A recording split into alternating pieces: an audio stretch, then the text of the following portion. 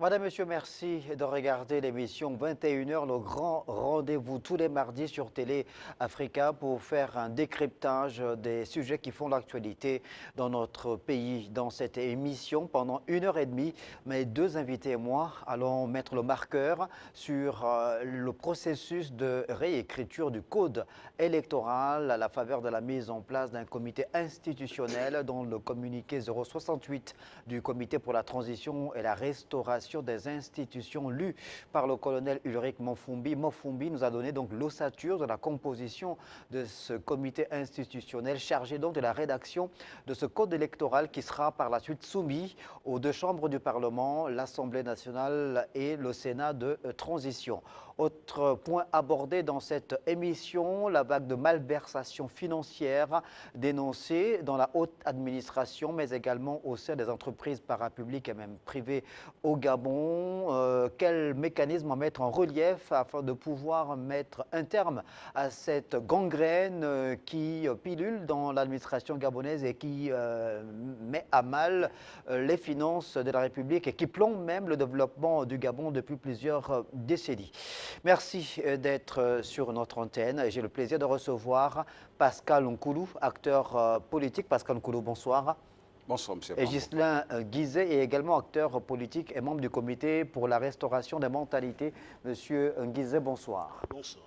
Merci donc à tous les deux d'être une fois de plus sur le plateau de Télé Africa, notamment dans le cadre de cette émission 21h, le grand rendez-vous tous les mardis sur Télé Africa. Avant d'aborder le point relatif donc à la suite de ce qui sera le processus de réécriture du code électoral et tous ses enjeux.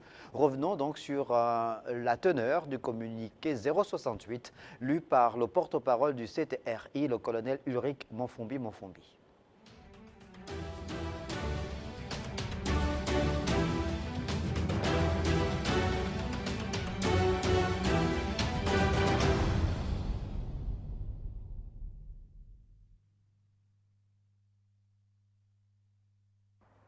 Communiqué numéro 068, par décret du président de la transition, président de la République, chef de l'État, le général de brigade, Brice Clotaire Oligui Nguema, sont nommés en date de ce jour au sein de la Commission nationale pour l'élaboration de l'avant-projet de code électoral. Bureau de la Commission. Coordonnateur, Madame Muriel Minkwe, épouse Minza. Coordonnateur adjoint. Coordonnateur adjoint 1, Monsieur Herman Imongo. Coordonnateur adjoint 2, Général de corps d'armée, Dieudonné Pongui. Rapporteur, Docteur Alexis Nan-Ondo, rapporteur adjoint. Rapporteur adjoint 1, Monsieur Abdou Razak Guy Kambogo. Rapporteur adjoint 2, Monsieur Gira Onzaga. Membre de la commission, Général de corps d'armée, Brigitte Onkanoa.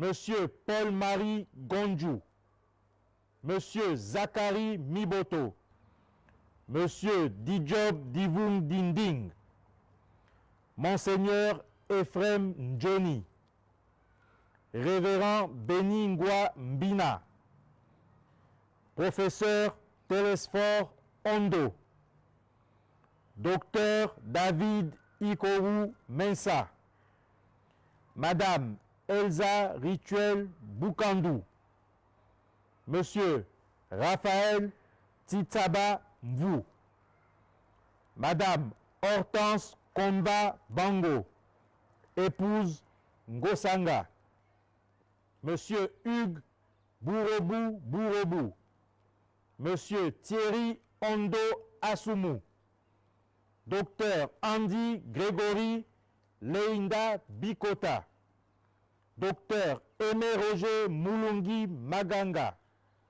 Monsieur Jean-Richard Mbele, Monsieur Abel Mimongo, Monsieur Marc-Ulrich Malekou, Madame Cathy Yola Mapenda, Monsieur Guy Gervais Mbongo Otando, Madame Nicole Assélé, Monsieur Pascal Boileau Obian Ondo, Madame Nadine Sandra Nzé. Cette commission aura la tâche de réviser les textes régissant les élections, intégrant les recommandations du dialogue national inclusif pour réformer le système électoral. La commission dispose de 15 jours pour mener à bien sa mission. Cette initiative démontre l'engagement du président de la transition, président de la République, chef de l'État, le général de brigade, Brice Clotaire Oligui Nguema, à soutenir ce processus crucial pour la consolidation démocratique de la République gabonaise.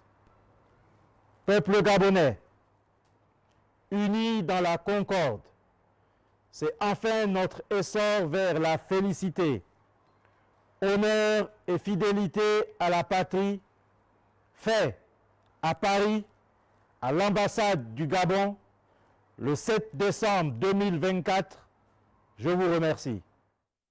Voilà, un processus crucial donc pour faire en sorte qu'il y ait cette consolidation de la démocratie en République gabonaise. Pascal Koulou, vous avez depuis le 7 décembre dernier pris corps avec ce communiqué 068 du Comité pour la transition et la restauration des institutions qui donne donc l'ossature de ce comité chargé de l'écriture de l'avant-projet du code électoral. Votre réaction déjà sur l'ossature, sur la composition de ce comité national?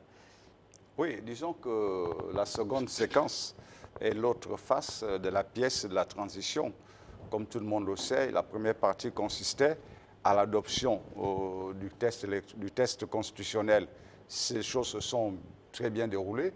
L'autre seconde séquence, c'est effectivement l'adoption du code électoral pour l'organisation des prochaines élections présidentielles, législatives et locales. Donc c'est véritablement la partie la plus sensible, d'autant plus qu'elle va avoir comme responsabilité première de mettre en mouvement les acteurs politiques, mais en les mettant sur une base saine, sur une base d'équilibre, sur une base qui permet aux citoyens de mieux s'investir, et en même temps qu'aux candidats d'avoir foi au contexte électoral du moment. Donc c'est la partie la plus sensible. C'est d'ailleurs même à partir de cette séquence que la réussite de la transition sera véritablement bien appréciée.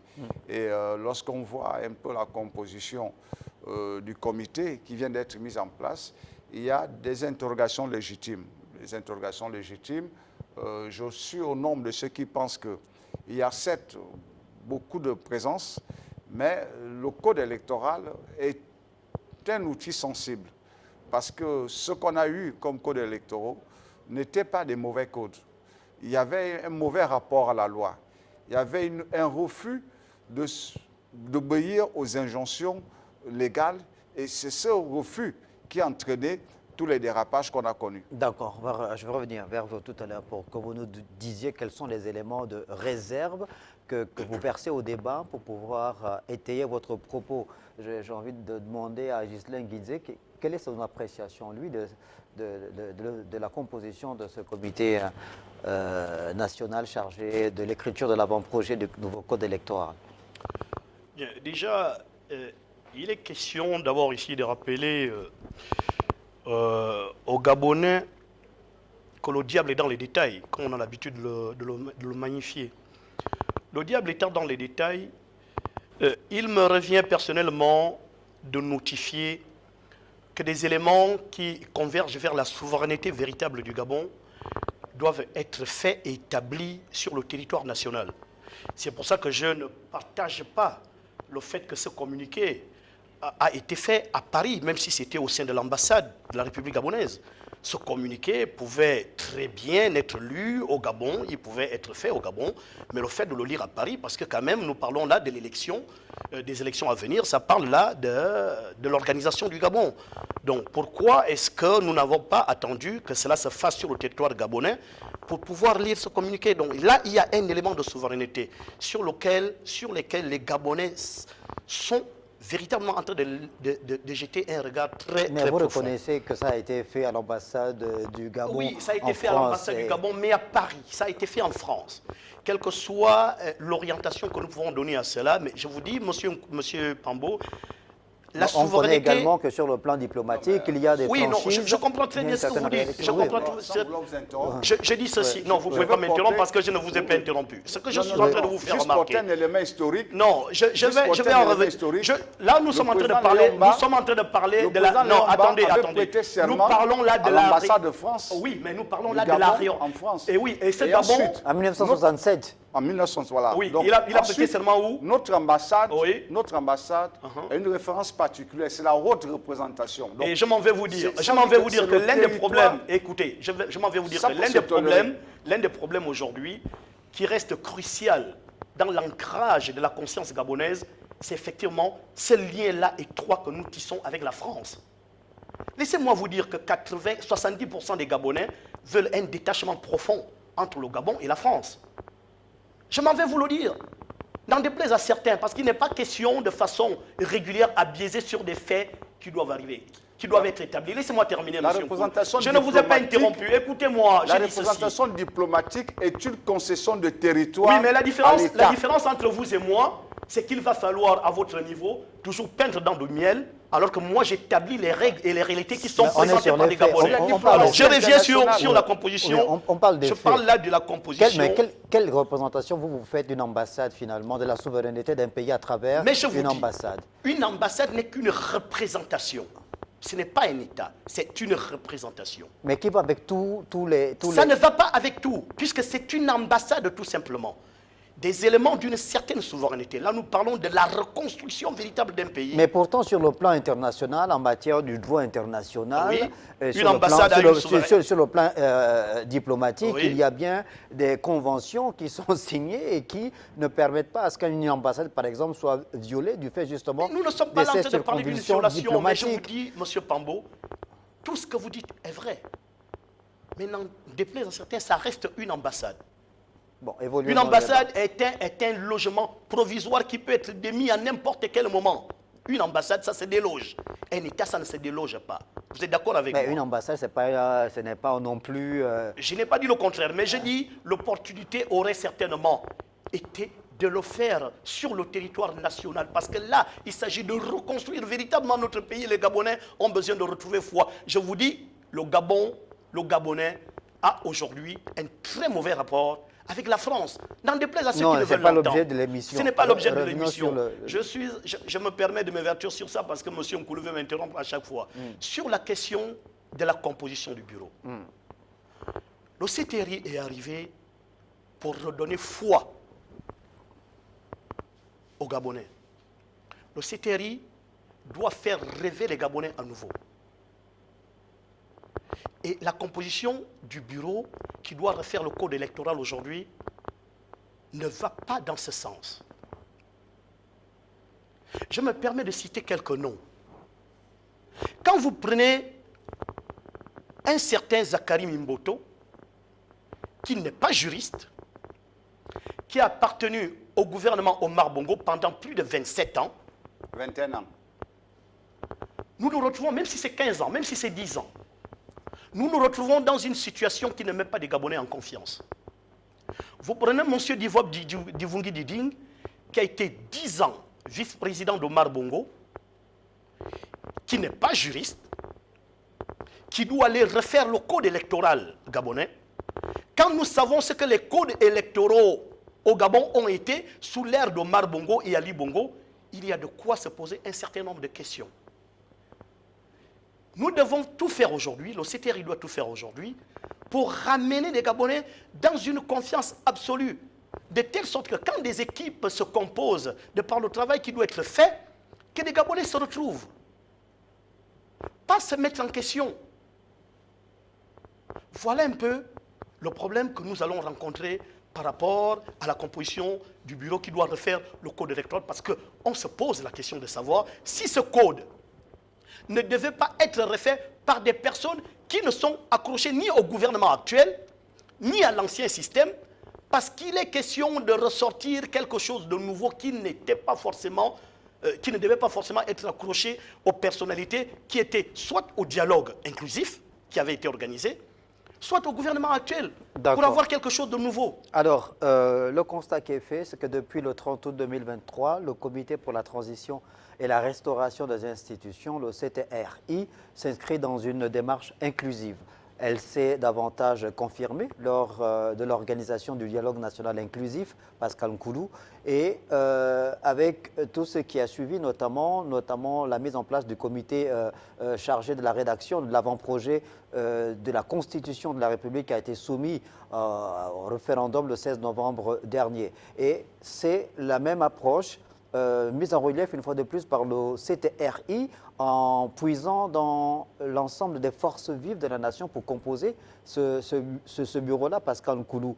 Pourquoi il y a cette démarche permanente du CTRI depuis le 30 août 2023, celle d'inclure l'ensemble des couches sociales, l'ensemble des forces vives dans les actions qui sont menées dans le processus de restauration des institutions? Mais pour une raison simple, M. Pambou, c'est-à-dire que les élections concernent l'ensemble des citoyens.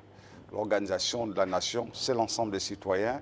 Et il faut que lorsqu'on examine ou adopte les textes qui régulent, organisent et structurent les élections, qu'il y ait donc cette approche inclusive pour permettre à toutes les intelligences, parce que c'est ça dont il est question, de participer et d'enrichir de différentes expériences pour que le code électoral soit effectivement une référence de cette volonté à la fois populaire, mais également avec des éléments juridiques qui fixent ce cadre pour que le citoyen s'investisse sur un libre consentement avec une foi dans la capacité du code électoral à réguler les élections.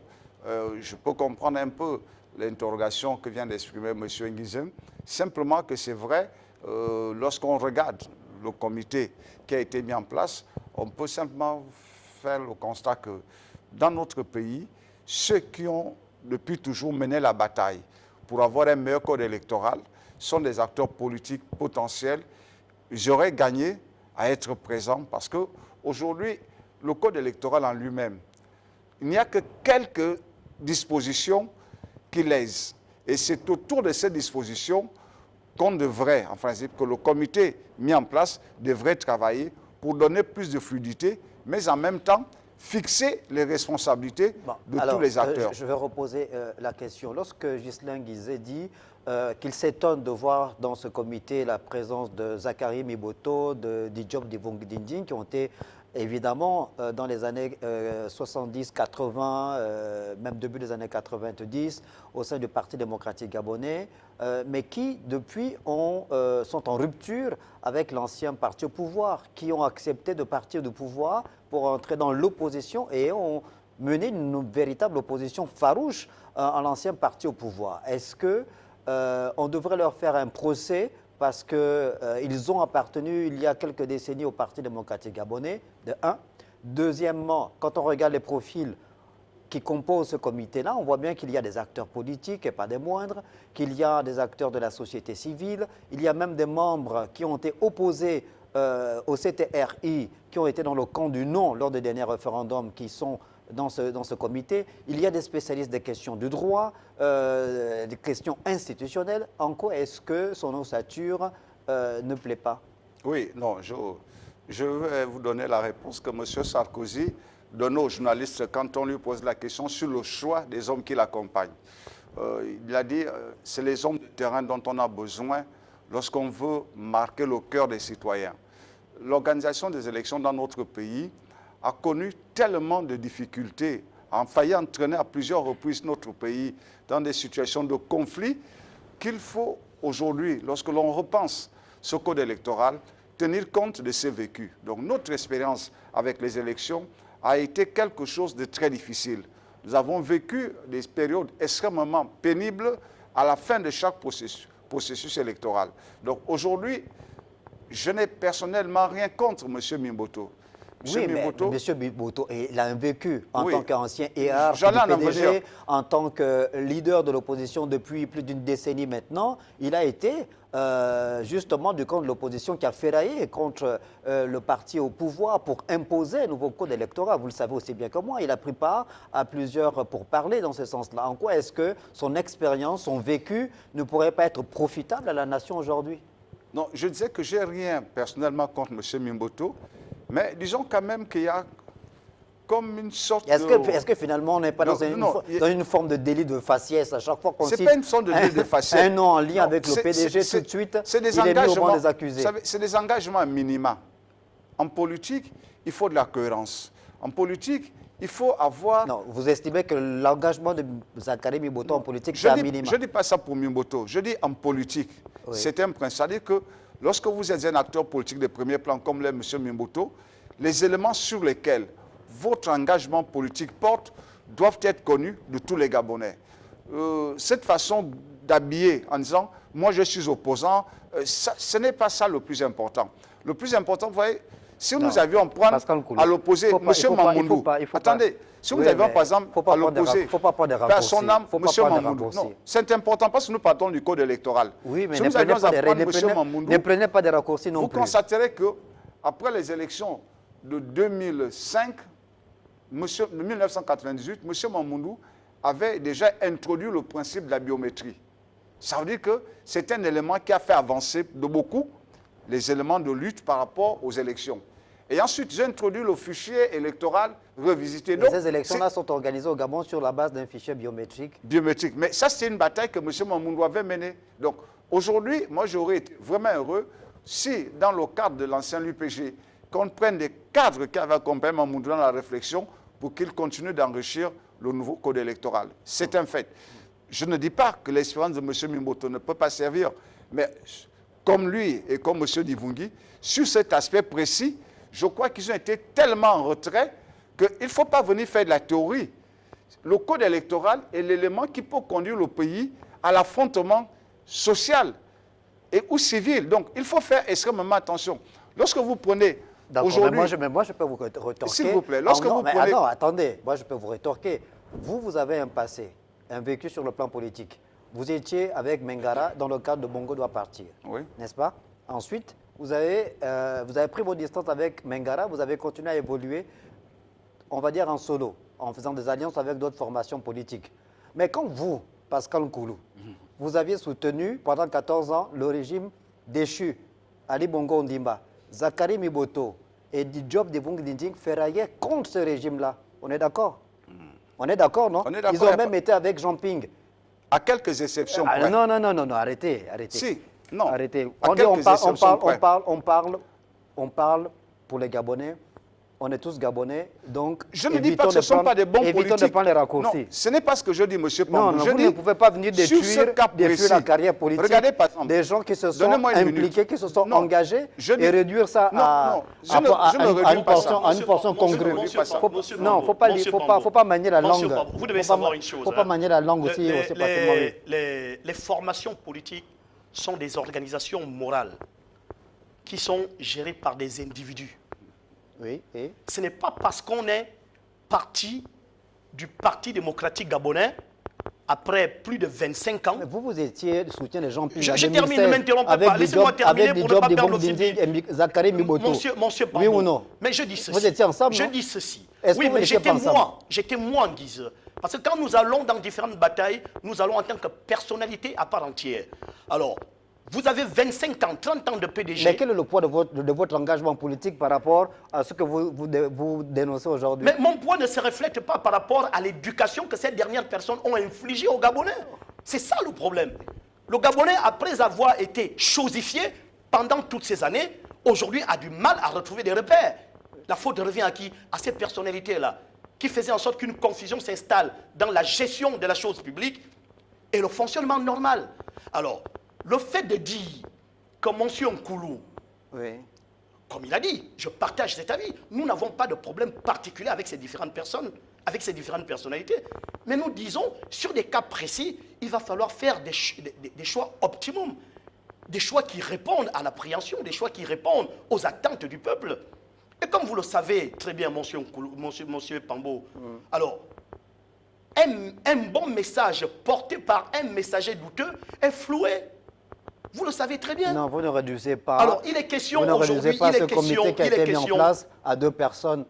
Ce n'est pas une affaire de 2 personnes. Nous parlons là des personnalités de pointe, des personnalités d'une certaine envergure. Donc pour vous, ce comité n'a aucune Pour valeur moi, parce qu'il est composé... Je n'ai pas dit que le comité n'avait pas de valeur. J'ai dit ceci. D'accord. Pour moi, il aurait fallu intégrer dans ce comité des personnalités qui ont, depuis plusieurs années, prêché pour la révision véritable du code électoral dans notre pays. Ces gens-là, ils existent. Pourquoi ils n'ont pas été repêchés pour être introduits dans ce comité? Nous savons très bien. Monsieur Mimboto, Monsieur Dijob Divongi ont une certaine expérience en politique. Ils peuvent servir le président de la transition dans l'ombre pour atteindre certains objectifs. Mais sur des questions du code électoral, il faut prendre des juristes et des personnes qui font ce combat depuis plusieurs années. Mais il y a des juristes dans ce comité. Pardon? Oui ou non? Mais il y a bien des juristes dans ce comité. Mais je n'en disconviens pas. Mais, mais pourquoi les amener? Pourquoi? Oui, je voudrais même ajouter, c'est-à-dire que l'observation que nous faisons n'est pas tant figée sur la personnalité de M. Mimboto, c'est l'impression que vous donnez depuis le début Je de peux même l'émission. ajouter, par exemple, regardez, vous avez la ministre chargée de la réforme des institutions, vous avez le secrétaire général du gouvernement, vous avez le ministre de la Justice, vous avez autant de personnages, de personnalités politiques qui n'ont pas une réelle emprise avec une organisation. Ces gens n'ont jamais été candidats à une élection, donc ces personnes vont faire de la théorie. C'est de la théorie. Il fallait apprendre, il fallait mettre là Il fallait qu'on vous mette dans le comité. Et ce qui me... Il fallait qu'on vous mette dans Non, le pas comité. forcément lui. Non, pas forcément. Il vous parle d'une expérience électorale qui doit se manifester. Est-ce que l'on veut avoir une proposition qui est conçue sur la base à la fois de notre expérience ou on veut faire de la théorie? Parce que lorsque vous n'avez jamais été candidat à une élection, tout ce que vous dites par rapport aux élections, c'est de la pure théorie. Il faut avoir sur soi, dénoncer un certain nombre de faits pour être capable de proposer de manière à renforcer le code électoral sur les éléments de fond. Parce qu'aujourd'hui, c'est quoi les éléments de fond? Personne ne les connaît. On va réviser le code électoral. Ce n'est pas distribuer la carte d'électeur qui pose problème. Ce n'est pas l'heure d'ouverture du bureau de vote qui pose problème. Ce n'est pas le décompte sur le tableau après le dépouillement qui pose problème. C'est la gestion des résultats électoraux.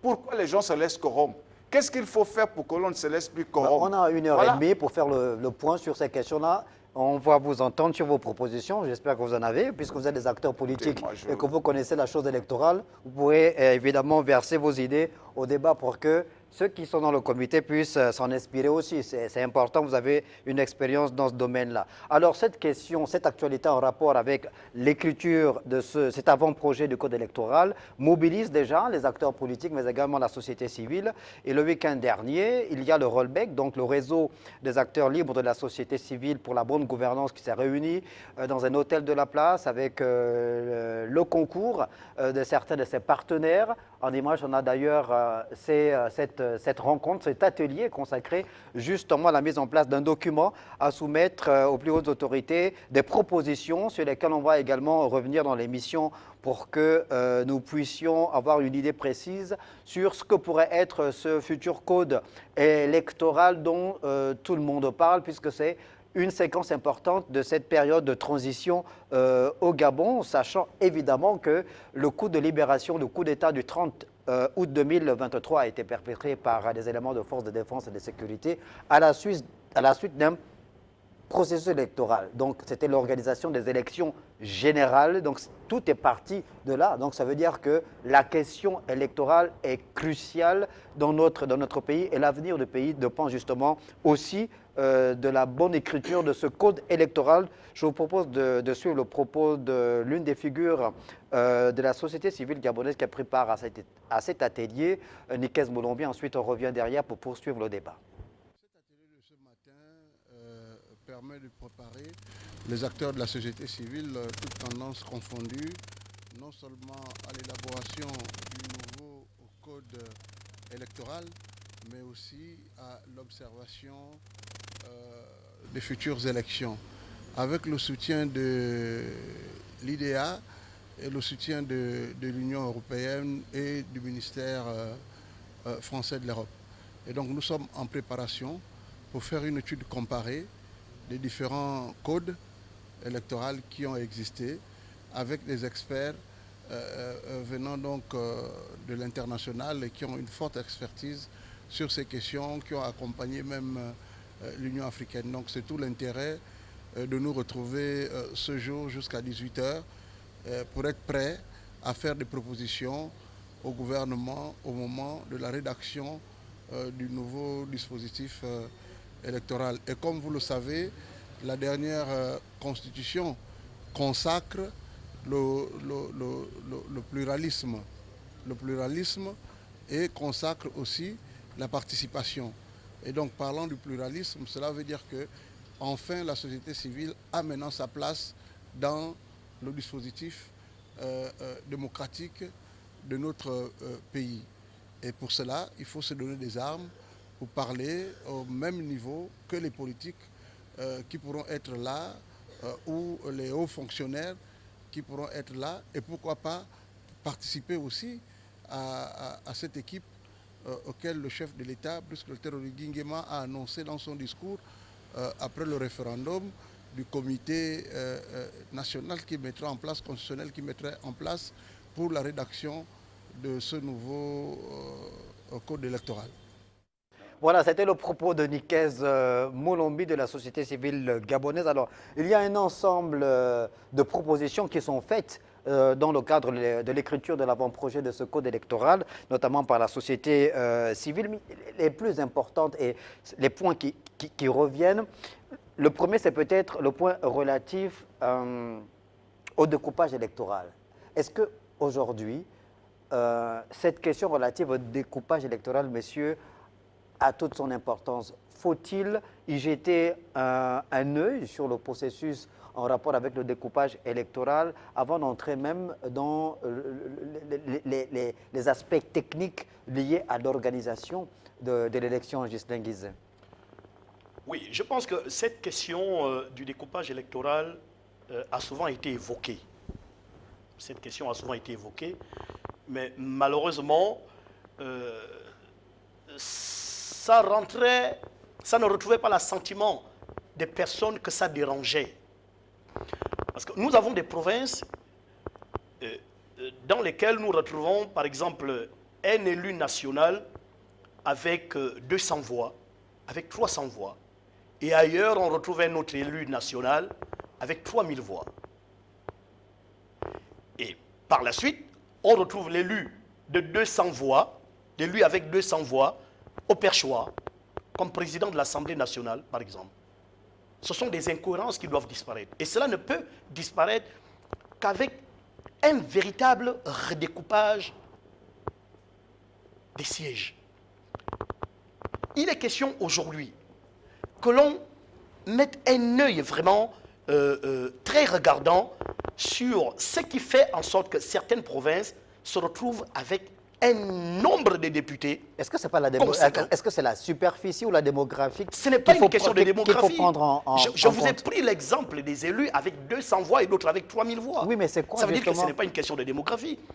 C'est une affaire qui a toujours été, qui a toujours eu un rapport politique avec des personnes que ça arrangeait. Je vous prends l'exemple du Haut-Ogooué. Sachant que toutes les provinces de Gabon n'ont pas la même superficie aussi. Hein. Bien entendu. Je vous prends l'exemple du découpage du Haut-Ogooué. Regardez le nombre de sièges qu'il y a dans le Haut-Ogooué. départements. Il y a 11 départements. C'est l'une des plus grandes provinces du Gabon. C'est l'une des plus grandes provinces du Gabon. Mais en termes de démographie, par rapport aux provinces mères, vous allez facilement vous rendre compte qu'il est question aujourd'hui de diminuer le nombre de sièges si nous voulons être cohérents avec nous dans le Haut-Ogooué. Le Gabon se retrouve aujourd'hui avec, je pense, 120 députés, si je ne me trompe. 140. 140. Pourquoi 2 millions d'habitants, à peine. Un collège électoral de 600, je pense, 800 000 électeurs. 140 députés, c'est énorme. Et voilà le problème sur lequel doit s'appesantir le premier travail qui concerne la révision du code électoral. C'est vrai, il faut réviser, mais il faut commencer par le redécoupage, parce qu'il est excessif. Quel est votre point de vue, Pascal Nkoulou, sur cette question cruciale, celle en rapport avec vous savez, le principe, redécoupage c'est électoral? un homme, une voix. Ça suppose que la majeure partie de nos élus devraient plus ou moins avoir la même fourchette électorale. Ça équilibre les choses. Pourquoi? Parce que la prise en compte des besoins sociaux exprimés par les populations devrait être la même. Chaque député devrait être capable d'épouser la demande sociale de manière à véritablement exercer la pression sur l'actif du gouvernement. Alors, lorsque vous avez 300 électeurs et que vous êtes, par exemple, candidat au 6e arrondissement, c'est 120 000 personnes. Bon, sur les 2 sièges, ça fait à peu près 60 000 personnes. Vous savez ce que ça fait de vous lever le matin et de chercher des réponses pour 40 000 personnes, quelqu'un dans la même responsabilité que vous, bénéficiant des mêmes émoluments de souveraineté que vous, a affaire à 200 personnes. Alors, donc ça veut dire, si je vous entends bien, si on prend le cas de Libreville, qui est évidemment la capitale du Gabon, qui est le principal centre urbain, dans lequel vit plus de des 2 tiers de la population gabonaise, il y a 6 arrondissements dans Libreville. Il y a des arrondissements qui sont, en termes de population, plus fournis que certains départements, on est d'accord? En province. Disons qu'il faut faire les choses sur une base neutre. Il faut faire les choses sur une base neutre. Soit on dit, pour définir un siège électoral, c'est la superficie. On l'a défini. Soit on dit c'est la démographie, on définit le nombre de personnes, et puis on a un siège électoral. Si on dit, Mais par exemple, il semblerait justement que le point relatif à la démographie, c'est celui qui est le plus recusé aujourd'hui. Naturellement. Mais- Non, il est recusé, mais il faut se baser sur la démographie pour accorder un siège à un candidat. voilà. Alors, est-ce que C'est ça la veut dire question que, démographique. est-ce que ça veut dire qu'on va aller vers la contraction des régions, parce que bon, il y a des régions qui sont voisines, mais dans lesquelles on ne trouve pas forcément un nombre important d'habitants. On va vers des fusions, c'est ça? Première chose, c'est qu'il faut séparer le découpage administratif du découpage électoral, parce que ça fausse la donne. Et ensuite, il faut lier la démographie à la superficie. Ça permet, inévitablement, on va arriver à un niveau où on réduit le nombre de députés à l'Assemblée nationale. Parce que la réalité, c'est que nous surplombons sur des dépenses publiques avec une Assemblée nationale extrêmement élevée. Aujourd'hui, on a besoin d'avoir de l'efficacité. On ne peut pas avoir un Sénat qui a plus de 90 personnes. Vous avez une Assemblée nationale avec 140 députés. C'est trop. Il faut pouvoir consacrer l'essentiel des ressources de l'État aux investissements. Alors que lorsqu'on a tout ce monde déjà qui ne participe pas réellement, et on espère que les prochains députés auront à souci de véritablement contrôler le gouvernement et d'agir sur les politiques publiques. Mais pour ça, on n'a pas besoin d'être 140. On a besoin d'avoir une cohérence d'ensemble pour que l'action gouvernementale ait un impact auprès des populations. Et c'est le député qui devrait impulser le principe de sortir de la politique des dons.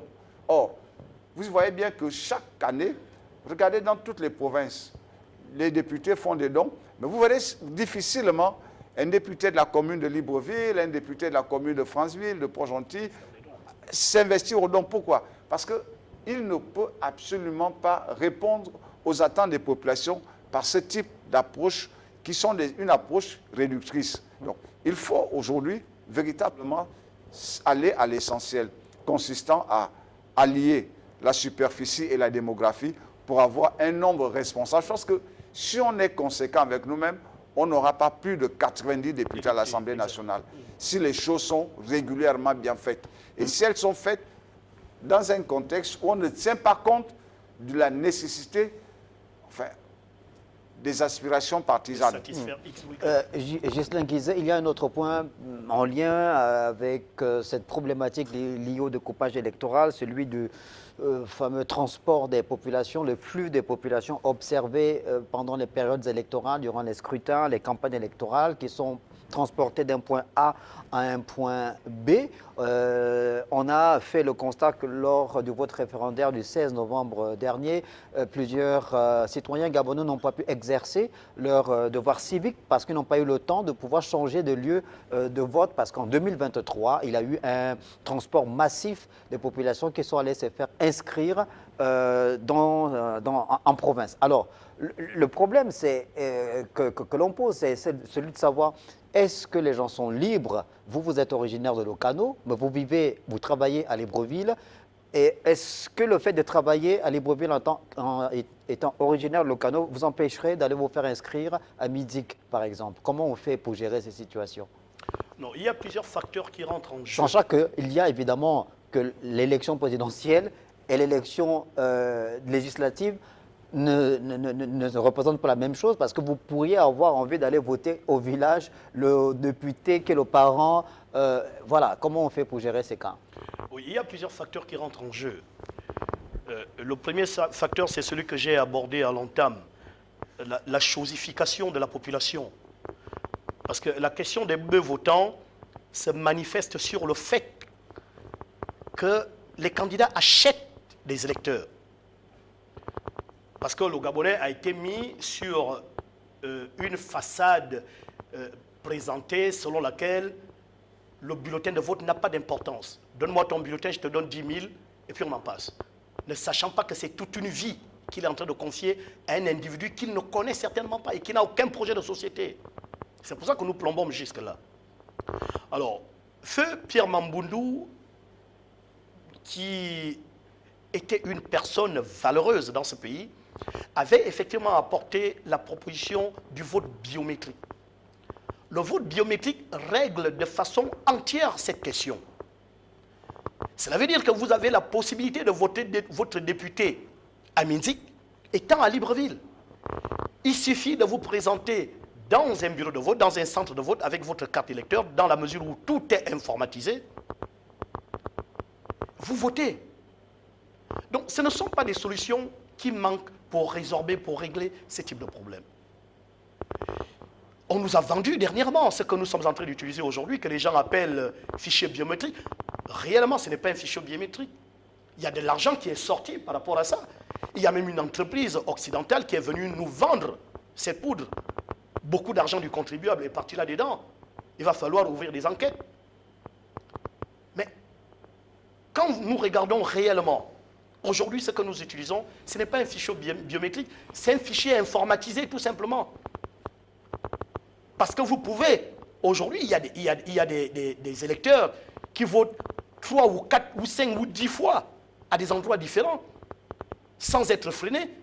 Alors que si on avait un fichier réellement biométrique, cela ne pouvait pas avoir lieu. Donc, à mon avis, la question du transport des bœufs votants est volontaire. C'est une situation qui a été maintenue par les gouvernants, parce que ça sert à ces derniers. Ils prennent des enfants à Libreville, ils achètent les têtes de ces enfants, ils les embarquent dans des bus, il y a des accidents. Ceux qui peuvent mourir, bon, c'est pas grave, on va aller donner 1 million de francs à la famille, pourvu que je sois élu, et on attend le prochain mandat. Donc nous espérons que le prochain processus électoral sera différent pour qu'on ne puisse plus tomber dans les mêmes travers. Parce qu'il suffit d'implémenter réellement un format biométrique. Il est clair que le format biométrique amène un certain nombre de contraintes. Parce qu'il va falloir électrifier l'ensemble des centres de vote. Il va falloir lier. Interconnecter. Il faut interconnecter tous les centres de vote. Nous avons suffisamment de moyens pour le faire, nous avons suffisamment de temps pour le faire, et nous espérons que ça se fera. Pascal Koulou, au chapitre des propositions de la société civile, dans ce sens-là, en ce qui concerne l'utilisation de nouvelles technologies de l'information et de la communication pour peut-être donner un caractère fiable à l'organisation des élections, la société civile propose par exemple qu'il y ait un téléchargement de la liste des électeurs de chaque bureau de vote respectif sur un outil électronique d'identification des électeurs dans les bureaux de vote le jour du vote, des données biométriques déjà collectées avec le NIP, mais aussi donner un exemplaire de chaque procès verbal du bureau de vote aux observateurs, élargir les documents du vote au récépissé du NIP et à la carte de la CNAMGS. Ça, c'est de la fiction. La réalité électorale est beaucoup plus simple. Alors, Le vote parlons-nous de votre Non, expérience, écoutez, vous moi, qui avez il déjà été sur le terrain, quand qui nous avez parlons- essuyé les plâtres Quand nous parlons de notre pays, lors des élections. restons dans le contexte du Gabon. Dans un pays où vous avez à peu près 3 heures Donc, on doit d'électricité continuer à rester ou sur le 4 plan- heures un plan d'électricité par archaïque. jour, non, mais soyons responsables. Dans un pays où vous avez à peu près 3-4 heures d'électricité par jour, comment voulez-vous asseoir un processus électoral sur le plan informatique, alors qu'à tout moment, le courant peut se couper? Bon, je pose la question autrement. Bon. Pascal Koulou, selon vous, avec l'expérience que vous avez déjà participé à 3 élections, c'est bien ça? Non, attendez, Oui, non, je n'ai pas fini de poser la question. Allez-y, je Vous vous avez écoute. déjà participé à 3 élections, non? Oui. Bon, avec l'expérience qui est la vôtre, quelle proposition vous faites? Selon vous, où se situe le nœud gordien? Que faut-il améliorer pour qu'on ait un processus électoral fiable et viable? 3 choses essentielles. La première chose, c'est qu'il faut premièrement que le fichier électoral soit régulièrement revisité. La loi ne peut pas prévoir des dispositions et ces dispositions ne sont jamais appliquées. Comment se fait-il que vous avez un fichier électoral qui change du tout au but alors que c'est régulièrement qu'il doit être révisé? À chaque élection, on le voit gonfler par endroits. Parce qu'il y a des Gabonais qui atteignent la majorité, Oui, parce qu'il y a des Gabonais qui décèdent. Qui Donc, décède. il faut... Donc c'est chaque année, comme la loi le dit, je crois que c'est du 1er janvier au 31 mars. Il faut que donc il y ait cette révision. Ça permet quoi? Ça permet que les Gabonais eux-mêmes fassent la démarche pour aller faire leur inscription et ensuite interdire les inscriptions en masse. Alors, de façon pratique, restons sur le premier point, celui de la révision du fichier électoral. Comment le ministère de l'Intérieur doit-il procéder? Parce que pour ce qui est des naissances, il y a des hôpitaux. Pour ce qui est des décès, il y a des hôpitaux. Il y a également les mairies qui établissent les actes de décès. Pourquoi est-ce qu'il n'y a pas de connexion justement entre le ministère de l'Intérieur et ces différentes administrations? C'est justement ou ça le structures? problème. C'est-à-dire que ça doit être une permanence. Au niveau des mairies, il doit y avoir en permanence, surtout aux dates imposées par la loi, il doit y avoir en permanence des bureaux de révision des listes électorales. C'est normal. Vous arrivez, vous êtes dans cette mairie, ça va permettre de freiner le phénomène des beaux votants. Ou après 1 ou 2 ans, parce qu'on a une séquence électorale de tous les 4 ou 5 ans. Donc, chaque année, on revisite le fichier électoral. C'est qu'à un moment donné, on finit par avoir les bonnes statistiques. Donc, à ce moment, c'est exactement que dans telle localité, en moyenne, on a 1000 personnes qui sont régulièrement inscrites et qui y votent. Donc, faciliter la révision des listes électorales aux périodes indiquées par la loi. Interdire les inscriptions massives. Les inscriptions doivent être individuelles et personnelles. Ça permet... Inscription massive, soyez plus clair. Oui, ça dit qu'il y a des gens qui viennent avec des listes. Qui viennent avec des listes et qui les remettent aux agents recenseurs, profitant du fait que c'est une période de grande affluence. Parce que quand on revisite les listes électorales à 2 ou 3 semaines des élections, ben, tout le monde peut tout faire. Oui. Or, si les gens ont pris le temps de le faire régulièrement, il n'y a pas de possibilité, il n'y a pas de raison que les dernières périodes de l'année électorale, qui est donc cette...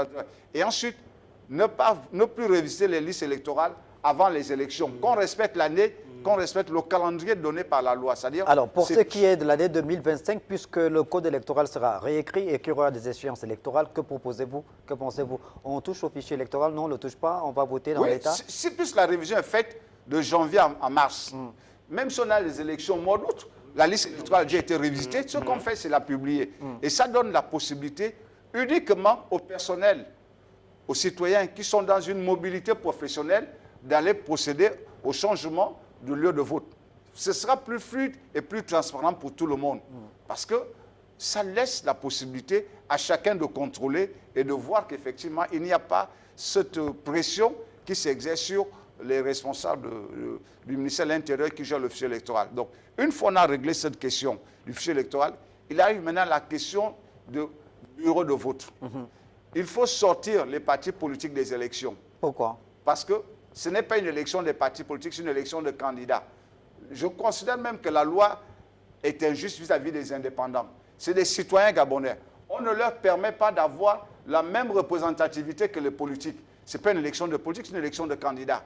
Chaque candidat devrait fournir la liste de ses représentants. Et ce sont ces représentants qui sont acceptés dans les différents bureaux de vote pour suivre le processus électoral. Vous allez bosser sur ce point-là, Ghislain Guizé, j'ai envie de vous entendre. Est-ce que vous êtes d'accord avec Pascal Coulou qu'il faut sortir les acteurs politiques de la composition des membres de chaque bureau de vote? C'est bien ça? Et même dans les commissions électorales. Il faut supprimer. Et même dans les commissions électorales, vous êtes d'accord? Oui, moi, c'est une question que j'ai souvent abordée parce que j'estime que si nous confions l'organisation des élections à une administration, cette administration doit prendre cette élection de bout en bout. Pour éviter qu'il y ait un déséquilibre, si on dit que le candidat du PDG a droit, par exemple, à un représentant dans le bureau de vote, il est candidat d'abord. Il n'est pas mieux, il n'est pas meilleur que le candidat indépendant. Soit tout le monde a des représentants dans le bureau de vote, soit personne n'a les représentants.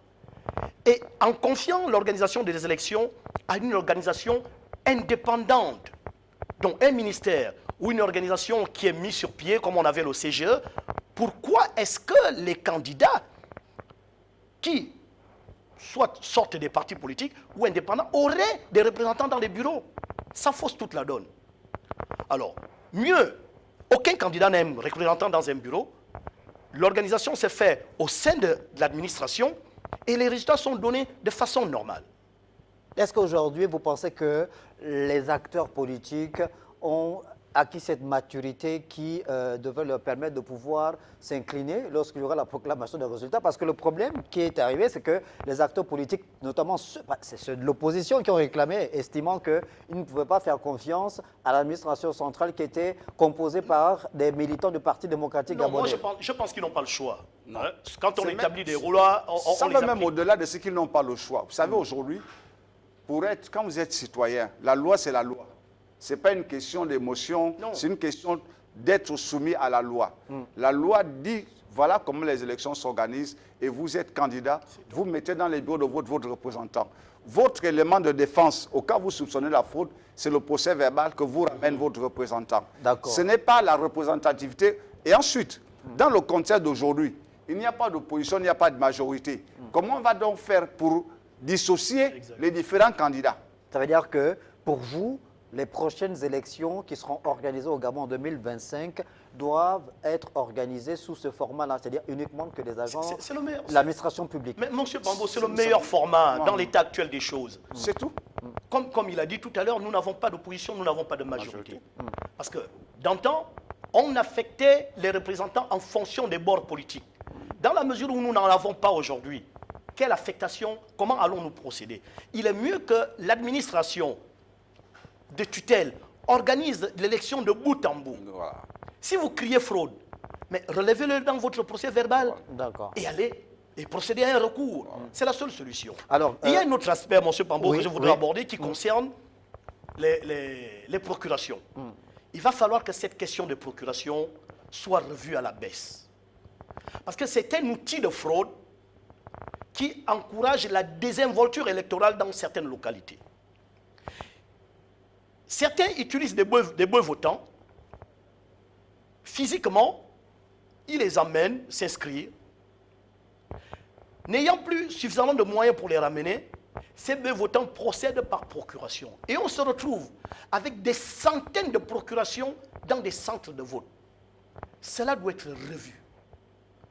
On ne peut pas permettre à ce qu'un vote soit réellement ordonné à travers des centaines et des centaines de procurations que nous observons dans des bureaux de vote parce que X ou Y a laissé ses bœufs votants à Libreville, X ou Y a laissé ses bœufs votants à Port-Gentil. Nous ne pouvons pas continuer à fonctionner ainsi. Il va falloir que cela soit véritablement rétabli. Moi, je suis d'avis que la procuration ne peut être valable que lorsqu'elle est filiale. C'est-à-dire, moi, je peux voter pour mon épouse parce que nous sommes dans le même bureau de vote. Mais je ne peux pas voter pour quelqu'un d'autre. Ça ne prouve aucune proximité en termes d'intérêt neutre. Donc, il faut circonscrire. C'est pour ça que je disais que confier la réflexion du code électoral à des gens qui n'ont jamais été candidats, c'est un grand risque. Parce qu'il y a un ensemble d'éléments de subtilité. Les réalités du terrain. Oui, les réalités du terrain. Parce que, écoutez, vous arrivez dans un bureau de vote, vous trouvez quelqu'un, il a 6 procurations. Oh, alors la loi dit que vous ne pouvez voter que pour une personne. Mais on va lui permettre parce que non. Mais si c'est fait pour tout le monde, à ce moment, vous votez que pour votre épouse, pour votre enfant. D'accord. C'est tout. Vous avez Ou parlé, vice-versa. Pascal Nkoulou, du procès verbal. Quid, justement, de ce document très important? Comment doit-on procéder? Il y en a qui souhaitent qu'il soit rendu public, affiché même dans le bureau de vote. Qu'est-ce qui peut garantir la sécurité du processus pour éviter que ce procès verbal-là ne soit réécrit hors du bureau de vote? Mais le procès verbal est l'élément clé qui certifie les résultats électoraux. Une fois que vous l'avez, c'est pour ça que c'est l'élection des candidats, pas des partis politiques. Chaque candidat doit avoir un représentant dans chaque bureau de vote. Parce que c'est l'élément qui vous permet de revendiquer, de voir s'il y a eu un certain nombre d'actes discutables qui se sont produits. Or, vous avez quelquefois des gens s'engagent aux élections, il n'y a personne dans les bureaux de vote, il n'a pas de procès verbaux, mais il va tout de même porter un recours en disant « j'ai gagné », sur la base de rien du tout. Donc aujourd'hui, il faut non seulement que chaque candidat ait des représentants dans le bureau de vote, mais il faut éliminer, supprimer le nombre de commissions. Il y en a trop. Mais la loi permet la publication des résultats dans chaque bureau de vote après le vote. Public. La loi le permet, non? Il faut faire, il y a des comptes publics. Oui. Une fois le vote est terminé, on procède au dépouillement et on signe le procès verbal. Ce procès verbal du bureau de vote doit être l'unique procès verbal qui sera monté au bureau national. Il n'y aura plus de commission provinciale parce que ça ne sert à rien. Le vote est local, dans un arrondissement. Pourquoi on le prend là? On l'amène à l'arrondissement. De l'arrondissement, on l'amène à la province. Est-ce qu'il y a des bureaux provinciaux? Ensuite, on l'amène au bureau national. C'est trop d'étapes. Le seul document au bureau de vote, c'est le procès verbal numéro 1. C'est ce procès verbal numéro 1 qu'on doit retrouver à la centralisation des résultats. À la limite, on peut le faire par province pour pouvoir communiquer de manière nationale. Mais une fois c'est fait, il faut arrêter avec l'influence des partis politiques. C'est-à-dire? Le mal de l'élection dans notre pays, c'est la trop grande présence des acteurs politiques. Jour de vote, Mais, avant le vote ou pendant le vote? non, c'est même pas avant le vote. C'est après. Parce que c'est les commissions électorales là. Ce sont ces commissions où vous avez le bloc opposition, enfin, où il y avait le bloc opposition, vous avez le bloc majorité. C'est à ce niveau que toutes les magouilles se déroulaient. Il y en a qui se prêtaient même au jeu, qui marchandent. Bon, écoute, on a terminé, ils vous appellent. Bon, on dit quoi? Voilà, c'est scandaleux. Il faut supprimer Donc ces les gens. résultats étaient monnayés. Mais évidemment. Et si vous n'aviez pas d'argent, les PDGistes avaient tout le pognon du monde, mais ils s'achetaient tout. Donc il faut sortir. S'il n'y a plus de politique et vous avez une administration, il n'y a qu'un procès verbal qui est authentifié à chaque fois, il n'y a pas une réécriture. Le procès verbal est authentifié à chaque fois et proclamé élu, proclamé perdant, c'est fini. C'est tout. Justin Guizet.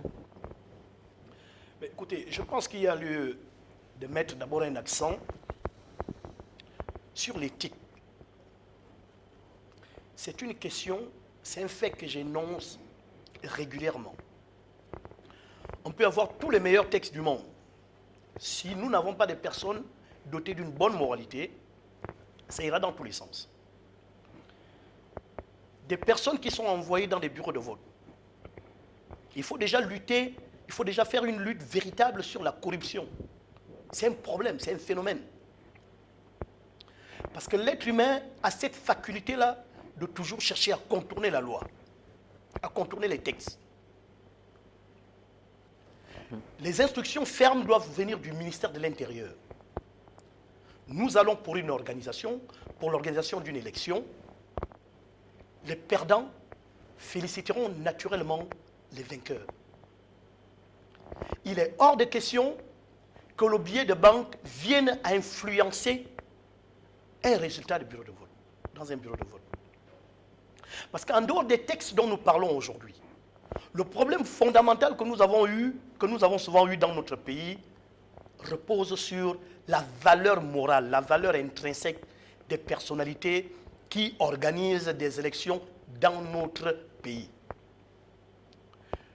Il y a quelques années, nous avons suivi clairement sur un plateau de télévision un ministre de l'Intérieur, monsieur, je vais me permettre de le citer, monsieur Paco Moubele, à l'époque ministre de l'Intérieur de monsieur Ali Bongo, du président Ali Bongo, qui avait dit, je cite, « Tant qu'Ali Bongo sera candidat et que je serai ministre de l'Intérieur, il n'échouera jamais aux élections. » C'est grave comme déclaration.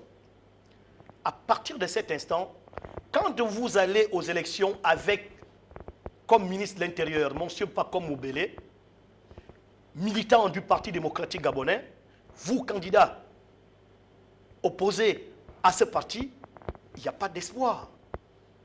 Donc, avant de parler des textes qui sont en train d'être conçus, un travail moral, un travail d'éthique doit déjà être fait. Parce que c'est là le cœur de la chose.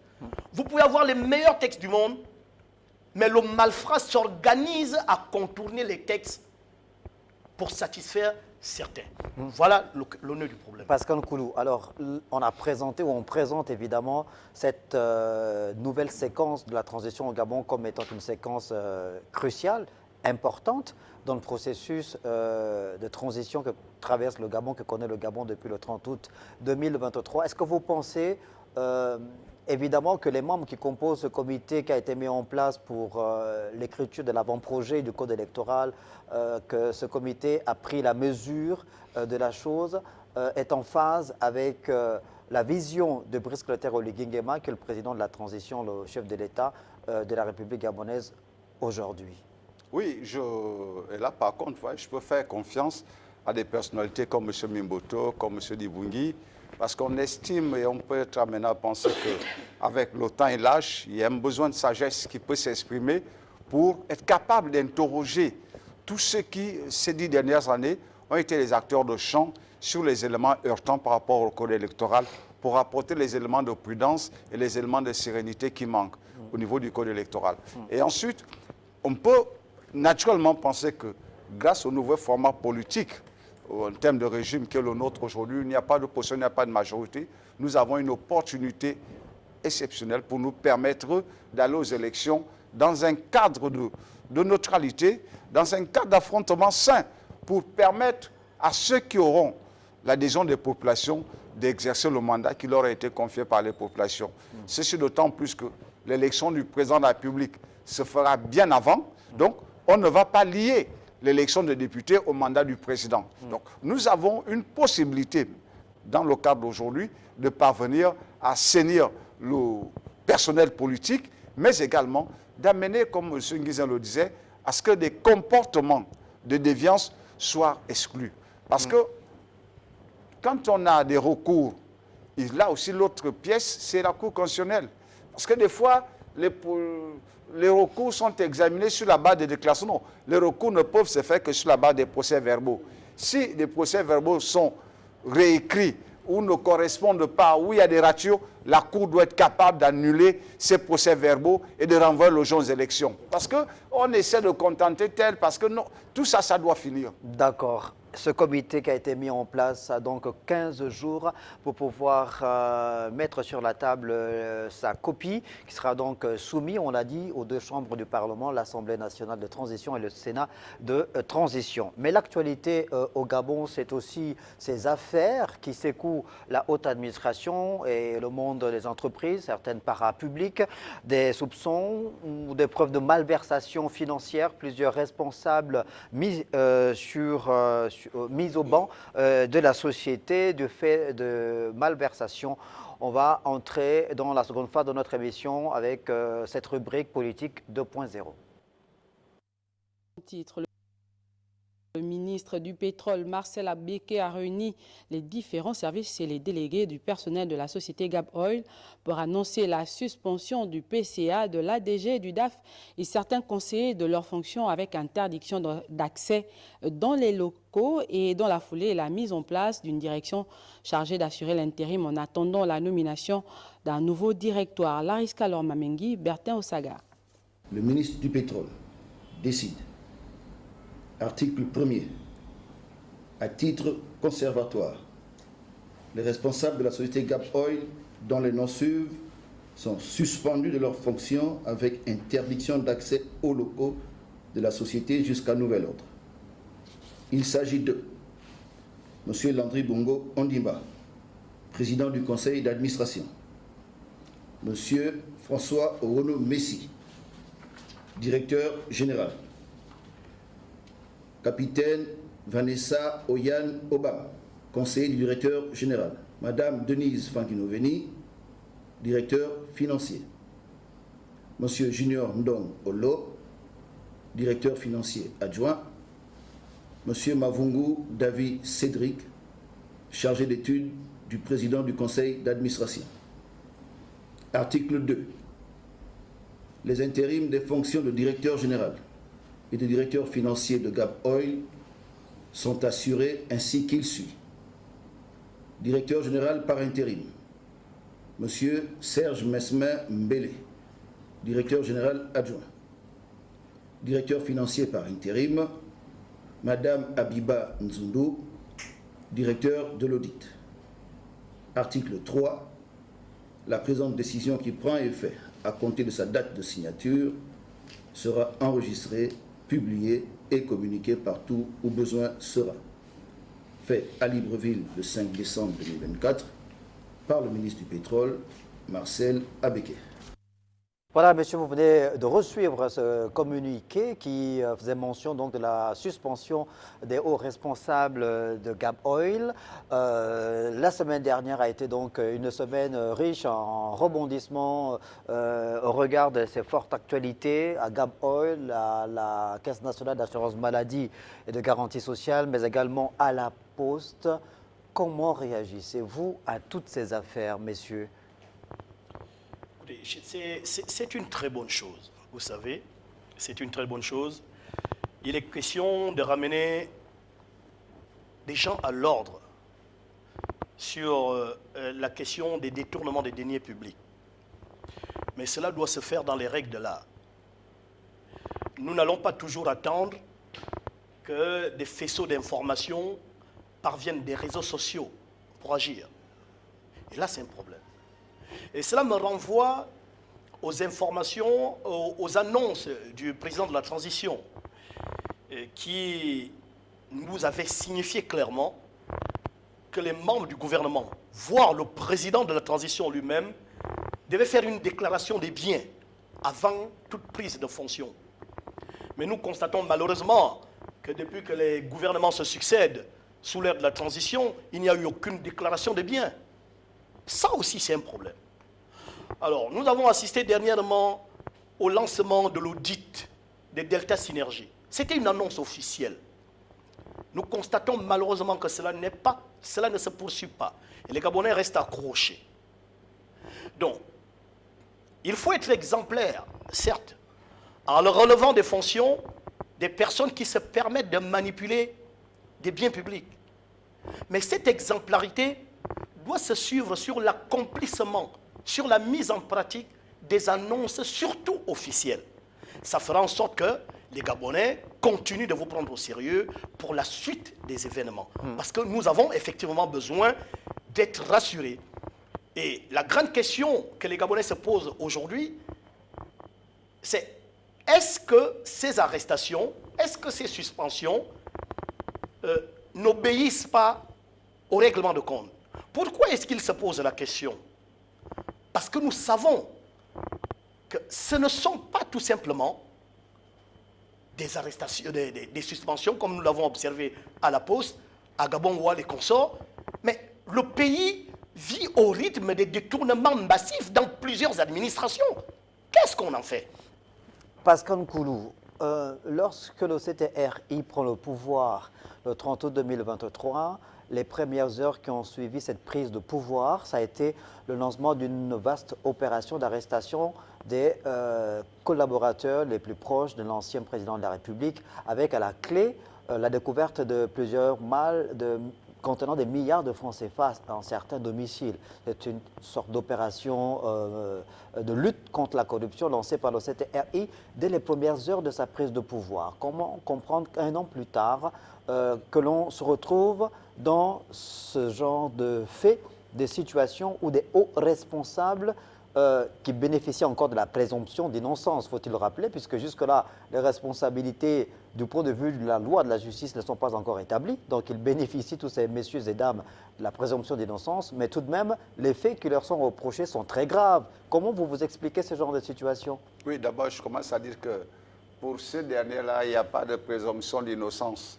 Leurs fautes et leurs malversations sont flagrantes comme le nez sur la figure. Donc, je crois simplement qu'il faut reconnaître de toute évidence qu'avec le CTRI, le Gabon est entré dans une nouvelle ère. Une ère de justice, une ère de la République en fait. Parce que le principe de la République, c'est la promotion par le mérite et l'ascension par la punition qui peut se terminer par la prison. Nous sommes dans cette reconstruction de la nouvelle conscience citoyenne de notre pays et le chef de l'État lui-même y veille. C'est pour cela que lorsqu'il y a une quelconque alerte qui est donnée, une action diligente de la justice est engagée avec des mesures de prudence qui consistent à démettre de leurs fonctions les personnalités soupçonnées de malversations et à les remplacer par d'autres pour permettre qu'il y ait des contrôles beaucoup plus appuyés devant aboutir à des actions de justice. Pascal Nkoulou, on ne va pas faire dans le délit de faciès non plus, mais quand on fait le point sur les personnes qui ont été suspendues ou arrêtées, on voit bien que ces personnes ont des noms. Il y a des noms de bonnes familles. Est-ce que ça veut dire que c'est... Oui, mais c'est la vérité. Il y a les Bongo, il y a les Chambriers, il y a les Omba. Non, mais laissez-moi venir. Laissez-moi vous poser la question. Est-ce que ça veut dire que ces personnes-là, qui sont de bonnes familles, ont du mal à pouvoir se mettre en phase avec la nouvelle République que le CTRI tente de mettre en relief, justement? Est-ce qu'il y en a qui pensent que parce qu'ils sont d'une famille X, ils peuvent être au-dessus de la loi et continuer à perpétrer les mauvais réflexes? C'est la question que je vais vous poser. Vous savez, dans la plupart de ces discours, le président Oligui a souvent été amené à dire que les mânes de nos ancêtres nous assistent. Vous savez, l'essentiel de toute vie ou de toute nation, c'est le socle spirituel. Lorsque le président Oligui parle des mânes de nos ancêtres, c'est parce qu'il est conscient qu'il y a eu des déviances extrêmes, le vol, les dépravations, la perte des valeurs morales. Aujourd'hui, ce que nous pouvons, ou que nous avons considéré en parenthèse comme étant de grandes familles, sont à l'origine du mal-être gabonais. La 37e Bible, que j'affectionne parce que je lis beaucoup, dit « Les parents mangeaient des fruits amers, les dents des enfants se sont aiguisées. » C'est aussi simple que cela. Pendant près de 40 ans, vous avez eu des familles qui ont vécu dans un environnement avec le sentiment qu'ils sont au-dessus de la loi et que le Gabon n'était pas le fait public, mais c'était leur affaire à eux, que la trésorerie nationale, c'était leur intendance personnelle. Donc, il est tout à fait évident que quand vous écoutez les discours de certaines personnalités politiques qui disent « nous, on a volé », écoutez bien, on a volé à la pelle, aujourd'hui, eux, ils volent à la tractopelle. Mais quand il dit « nous, on a volé à la pelle », n'est-ce pas? Et eux, ils volent. Ils n'ont pas beaucoup volé. Ils n'ont pas beaucoup volé. Ils n'ont pas beaucoup volé, mais ils ont volé. Et eux, ils volent à la tractopelle. De qui ils parlent? De leurs propres enfants. Comprenez? Donc, nous sommes dans une situation extrêmement grave. Notre pays est malheureusement victime des fils à papa. Il n'y a qu'à regarder tous ceux qui sont responsables de tous les scandales les plus infâmes qui soient. Qu'il s'agisse de crimes de sang, c'est les mêmes noms qui reviennent. Des crimes économiques, c'est les mêmes noms qui reviennent. Des dépravations, c'est les mêmes noms qui reviennent. À un moment donné, écoutez, on est bien heureux de saluer l'arrivée du président Oligui parce qu'au moins, on va aujourd'hui reconstruire la République sur une base saine. Et c'est pour ça que je plaide vivement que ceux qui se sont rendus coupables des actes aussi ignobles, vous savez ce que ça fait dans un pays comme le Gabon? Quand vous détournez 50, 40 millions, vous avez déjà, par le fait de vos fonctions, des revenus conséquents. Nous sommes dans un pays où vous avez des instituteurs qui te remplissent une tonne de papier comme ça pour avoir un crédit de 3 millions. Parce qu'il veut construire une petite maison, parce qu'il va envoyer ses enfants à l'école. Est-ce que vous savez aujourd'hui, je vous prends un exemple, vous allez à BGFI, prenez un crédit de 10 millions, vous remboursez 14. Voilà le pays dans lequel on est. Mais les gens y vont parce qu'ils n'ont pas le choix. Ils veulent sortir la tête de l'eau. Et dans ce même environnement, Vous avez des gens à qui tout est presque donné, mais ce sont eux qui se permettent encore d'avoir des comportements extrêmement déviants. C'est une injure à la République, c'est une injure à la loi. Il faut qu'ils payent. Ghislain Kézé. Écoutez, vous savez, sur cette question, je me retiens souvent de me prononcer de peur de heurter la sensibilité morale de certains. Parce que je finis généralement par me mettre dans mon étoffe d'enfant de prolétaire, de fils de prolétaire, qui pensent que pour exister, je ne parle même pas de vivre, je dis exister dans ce pays, il faut avoir un nom. Comme M. Nkoulou le disait, ces enfants qui portent un nom et qui se permettent de manipuler les biens publics à leur guise, ils ne le font pas parce qu'ils estiment que... ils le font parce qu'ils estiment que c'est normal. Nous, quand on arrive dans certaines fonctions, nous ne le faisons pas. Pourquoi? Parce que nous avons peur de nos arrières. On se dit, ben, si je prends 1000 francs, on va me conduire au tribunal, mes pauvres parents vont pleurer et on gère normalement. Alors, quand vous m'avez entendu parler de la présence de certains noms dans la liste qui a été annoncée pour la révision du code électoral, ça va de pair, monsieur Pambo. Il y a aujourd'hui une question de nom qui se pose réellement dans notre pays. Parce qu'après 56 ans de gabégie, de bongo, il faut donner la possibilité à tous les Gabonais de rêver. Et c'est un problème. Bon, alors, je continue, monsieur Pambo. Malheureusement, certains ne veulent pas. Vous savez, on veut, monsieur Pambo. Laissez-moi terminer. Le système qui est mis en place. Un monsieur Bongo qui prend de l'argent, à Gabon, Oual, 43 ou 45 millions, parce qu'il va se balader à Franceville pour faire son show pour le référendum. Mais nous devons également avoir de la lumière sur la famille Bongo qui détient 17% des recettes pétrolières de notre Gabon depuis des décennies. À quand la lumière sur cet argent que il y a un audit qui a été lancé. Quel audit? Et nous en sommes où, monsieur Pambo? Attendez les résultats. Voilà des questions qui heurtent la sensibilité des sans-noms dans notre pays. Nous avons besoin, le Gabonais a besoin de savoir pourquoi est-ce qu'une seule et unique famille se permet de s'arroger 17% des recettes pétrolières dans notre pays, un pétrole qui m'appartient, qui vous appartient, qui appartient à M. Nkoulou. Pourquoi? Ok, on attrape un certain Bongo, on attrape tel à la GNAM-GS et consorts, mais nous avons besoin de lumière. Parce que ce que nous demandons là, la lumière que nous demandons là, ce n'est pas une demande, c'est un droit. Parce que ce pétrole-là m'appartient, le manganèse de ce pays m'appartient, l'or de ce pays m'appartient, notre argent va où? Donc, ces petits-là qu'on attrape, moi je les appelle des petits, il y a plus gros.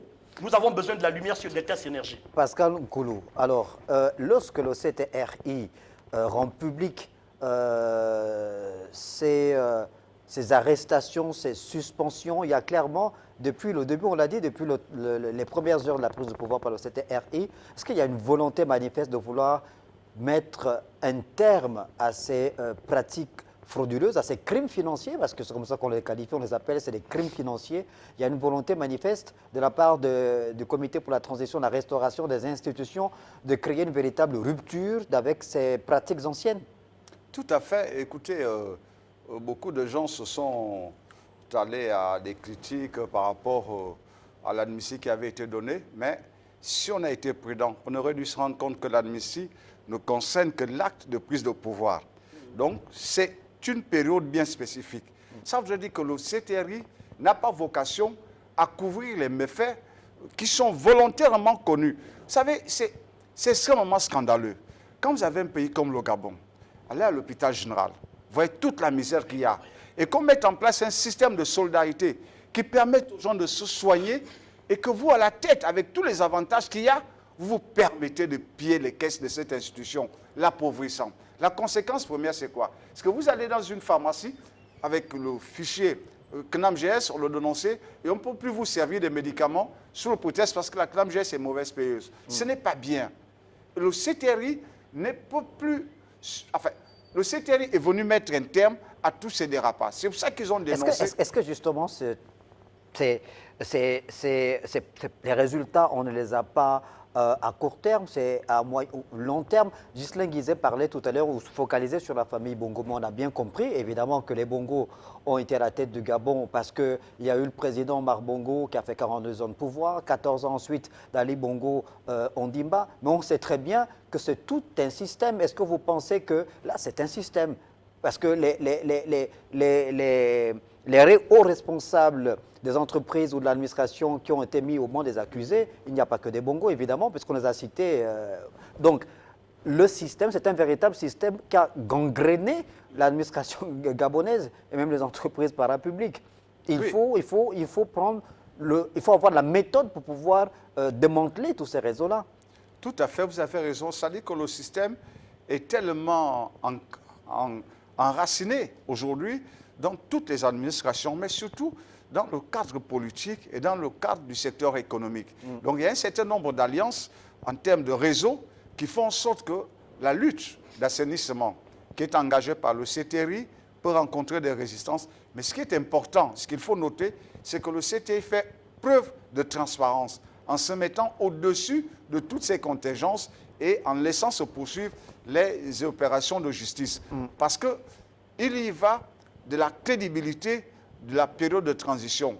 Parce que quelles que soient les circonstances d'aujourd'hui, le plus important, c'est qu'une fois que quelqu'un est rendu coupable de malversation, cette personne ne peut plus compter sur les appuis qu'ils avaient dans l'ancien système pour diluer les facteurs de malversation et les laisser passer pour non. Aujourd'hui, vous commettez un acte, vous êtes saisi et vous répondez de la gravité de vos actes simplement. Et allons voir comment est-ce que les médias ont traité cette forte actualité dans la rubrique « Que dit le quatrième pouvoir ?»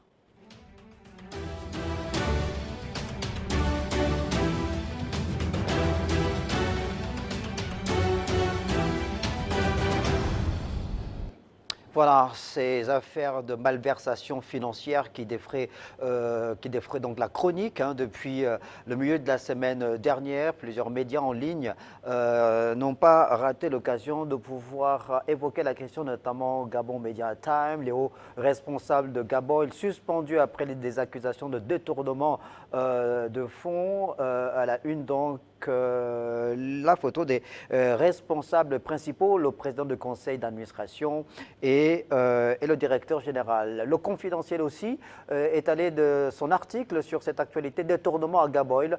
François Ouono Messi et Landry Bongo Ondimba bientôt placés sous mandat de dépôt. Le confrère s'interroge sur la suite de l'opération sur le plan judiciaire en rapport avec ces malversations financières. Direct Info, lui, fait un article sur le scandale qui a également, ou qui ébranle une fois de plus la Poste SA. Jean-Éric Renard Ndama, incarcéré à la prison centrale de Libreville. Il n'a pas été le seul responsable de la Poste qui a été pris dans les mailles du filet des responsables judiciaires, mais également des OPJ. Donc c'est véritablement une situation regrettable au regard évidemment de la situation dans laquelle se trouve le pays sur le plan économique et de son retard de développement. Avant de mettre terme à l'émission, on a une dernière rubrique, je pense que c'est la rubrique reportage, pour faire un petit point sur une actualité en lien avec les questions de lutte contre la corruption, puisque hier, on a célébré la journée de lutte contre la corruption dans le secteur du transport et le Gabon n'était pas en marge de cette célébration. Le Premier ministre chef du gouvernement, Raymond Donsima, a pris part aux activités.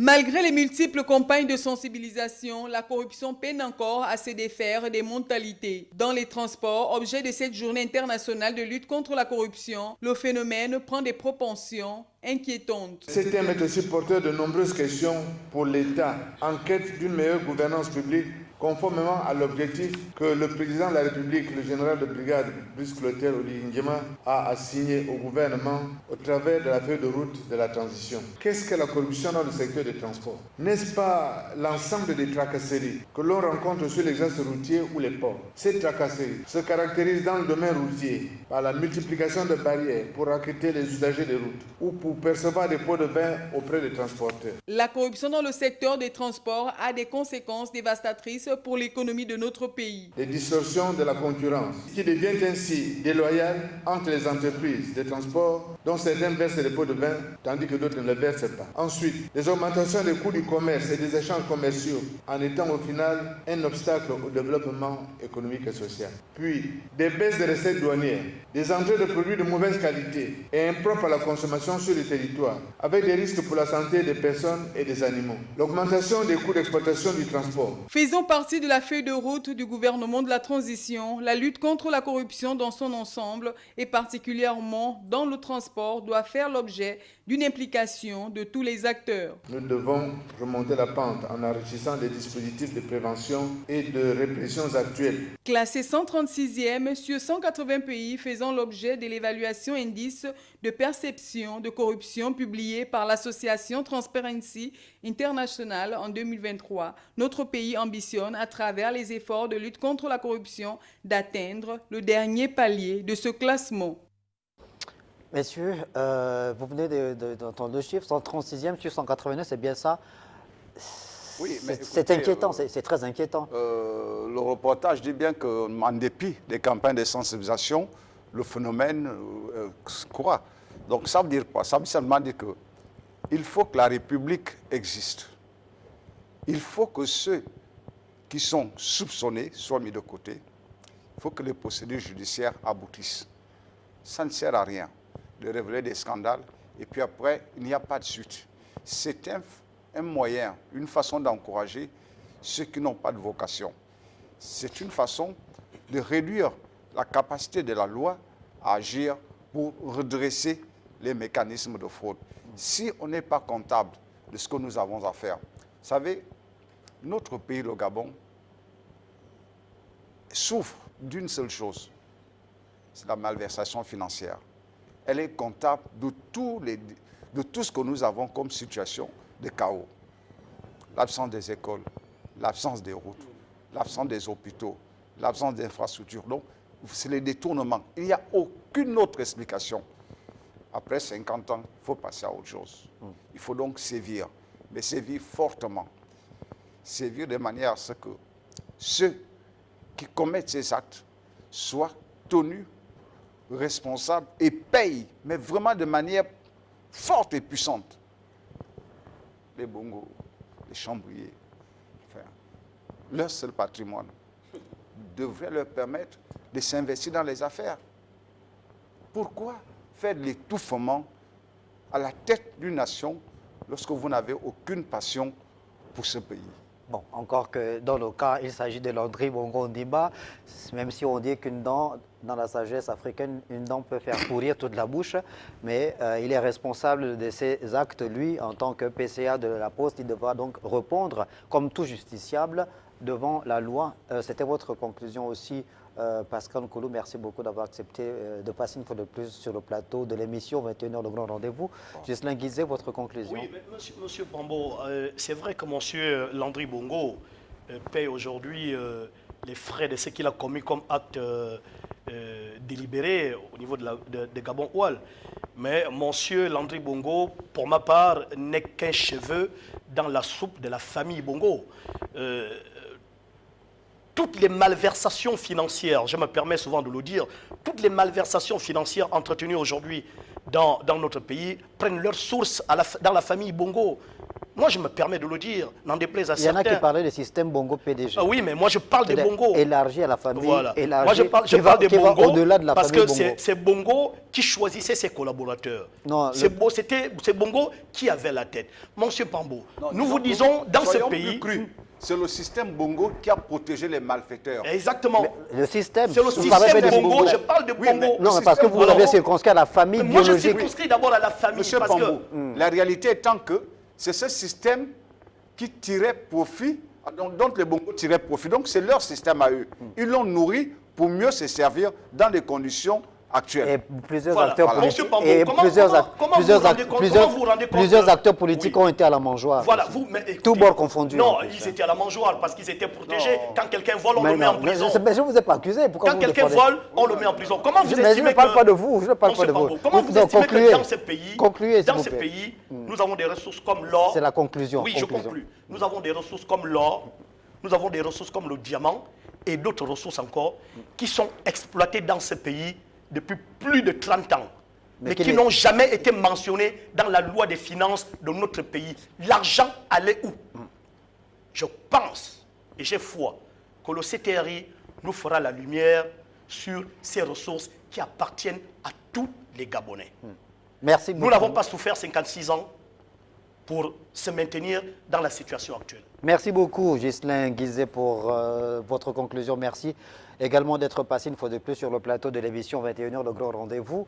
On aura l'occasion de revenir sur ces sujets dans nos prochaines émissions, peut-être jeudi déjà, dans Ligne de Mire. Merci de nous avoir regardés et bonne suite de programme sur Télé Africa.